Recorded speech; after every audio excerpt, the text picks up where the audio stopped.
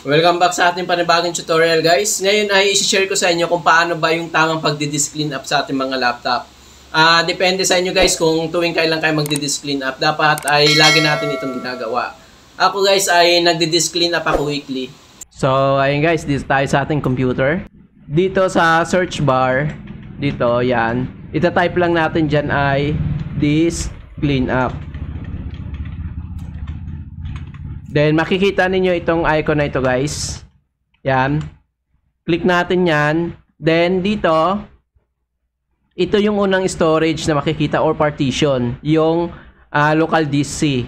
Mayroon yan siya tatlo, di ba? Iisa-isay natin yan. Yung tatlo na to, ipapakita ko sa inyo. Ito yan siya. Yan. Ito yan siya. Yung tatlo na yan. Kung dalawa lang nandito, ang makikita nyo dito, dalawa lang rin. Kung isa lang yung nandito, ito lang halimbawa, ang makikita ninyo dito, isa lang rin, mag-isa lang yan yung sinayan. Bali, lahat ito guys, yan, i-clean up natin yan siya or lilinisin natin. So, paano siya gawin? I-click lang natin tong letter C na to, ito yan siya, mauuna siya. Click lang natin yan, then okay. Then, makikita ninyo ito guys, i-check lang natin lahat yan, yung box, para malinis siya lahat. Yan. Ibig sabihin itong recycle bin, tingnan nyo, may 699 MB siya. Isasama natin, delete yan. Mga temporary files, thumbnails, ayan yun siya lahat, guys. Huwag kayo matakot mag-delete dito, guys. Hindi pa di-delete yung mga mahalagang files ninyo dito. Then, okay lang natin. Then, click natin itong delete files. Yan. Hintayin lang natin yan siya, guys. Nililinis niya yan eh. Ayun, tapos na. Then, tapos na itong C. Yung dito naman tayo sa dalawa. Puntahan lang natin uli yan. Ito yan siya oh.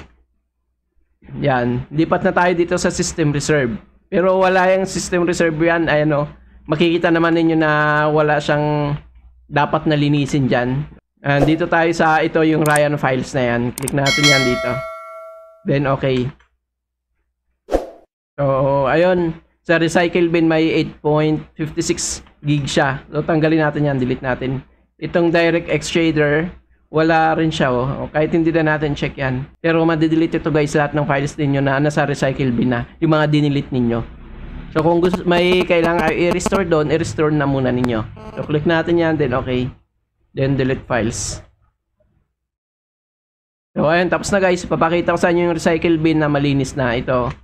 Yan. Open natin yan. Wala na yung laman kasi nilinis na natin yung disk niya. So, ganyan lang kadali guys. Kung may natutunan ka sa video na ito, follow for more.